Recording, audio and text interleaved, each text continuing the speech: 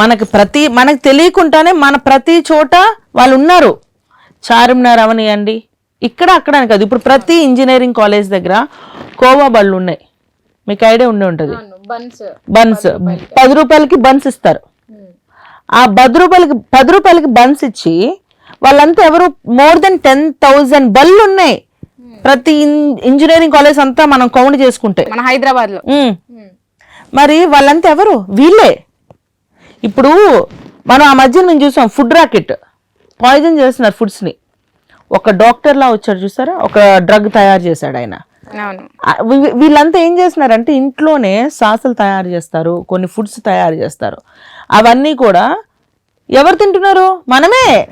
మనకు తెలియకుండా ఆ ఫ్రూట్స్ మనమే తింటున్నాము, కాయగూరలు మనమే తింటున్నాము, ఇంకా ఏవైతే వాట్ నాట్ అన్ని మనమే తింటున్నాం. తయారు చేసేది ఎవరంటే అది వాళ్ళు.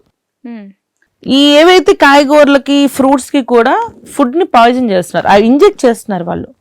కొన్ని పౌడర్స్ తయారు చేస్తారు, కొన్ని కెమికల్ ఇవి తయారు చేస్తున్నారు. ఇవన్నీ కూడా మనం తినే ఫుడ్స్లోకి వెళ్ళిపోతున్నాయి. అది తెలియకుండానే మనం తింటున్నాం. దానివల్ల ఏమవుద్దంటే ఇమీడియట్గా చచ్చిపోం మనం. మెల్లమెల్లగా మన లోపల ఉన్న పార్ట్స్ అన్ని కూడా డ్యామేజ్ అయిపోతాయి. దేనికైనా ఎవరికీ తెలీదు.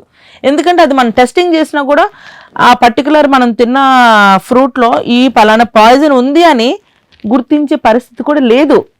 అంత తెలివిగా వాళ్ళు చేస్తున్నారు. సో మీరు ఇప్పుడు అన్నట్టు వారు ఇన్ని రంగాల్లో ముందుకు వస్తున్నారు. ఆధార్ కార్డులు ఉంటున్నాయి, పాన్ కార్డులు ఉంటున్నాయి, రేషన్ కార్డులు ఉంటున్నాయి, రేషన్ పొందుతున్నారు, ఇంట్లో బిజినెస్ స్టార్ట్ చేస్తున్నారు, ఈ సాసులు తయారు చేయడం. వీళ్ళందరికీ ఏ సపోర్ట్ లేకుండా వాళ్ళు అలా చేస్తున్నారా? అక్కడ స్థానిక నాయకుల సపోర్ట్ అనేది వాళ్ళకి ఉంది అంటే ఎంఐఎం కాకుండా మిగతా వాళ్ళు ఎవరి సపోర్ట్ లేకుండానే వాళ్ళు ఎదుగుతున్నారు అనిపిస్తుందా మీకు? అంతకుముందు మినిస్టర్ మొహమ్మద్ అలీ మీకు ఐడియా ఉండే ఉంటుంది. ప్రతి 3 నెలలకి కేంద్ర ప్రభుత్వం ఒక లెటర్ అడుగుతుంది.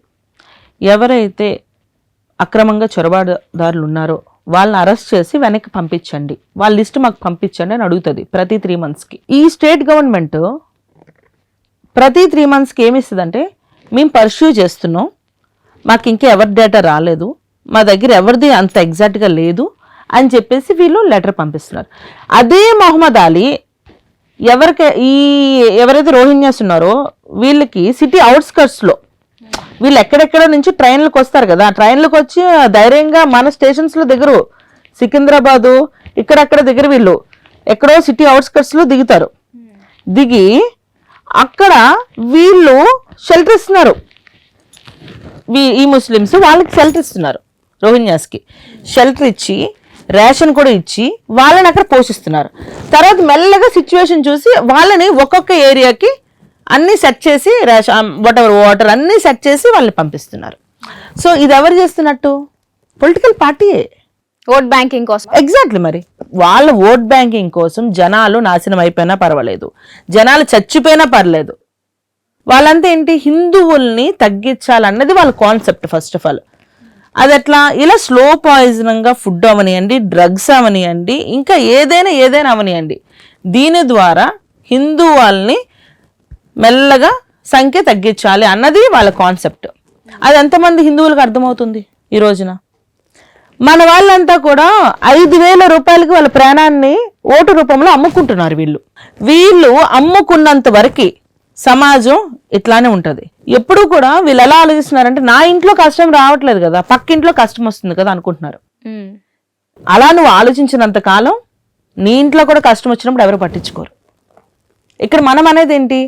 ఏ ఇంట్లోని కష్టం రాకూడదు, ఏ ఇంట్లోని కూడా బిడ్డ మంచిగా బాగుండాలి, కుటుంబం బాగుండాలి, ఆరోగ్యంగా ఉండాలి అన్నది మనం కోరుకుంటున్నాం.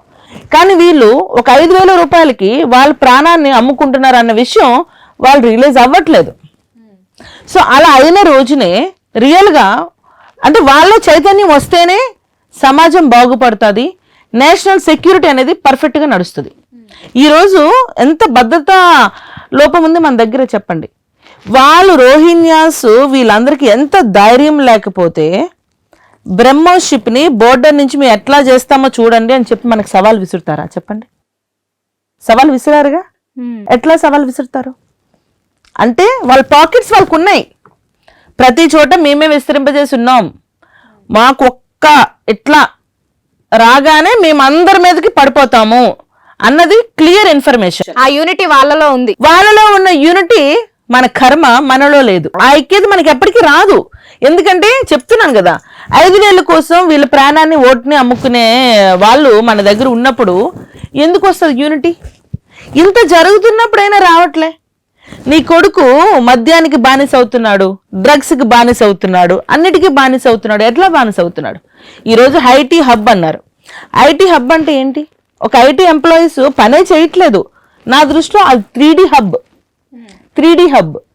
3D అంటే డ్రింక్, ఎస్, డ్రింక్, డ్రగ్, డాన్స్. ఈ 3 ప్రజెంట్ ఐటీ హబ్. కాదంటారో చెప్పండి మీరు.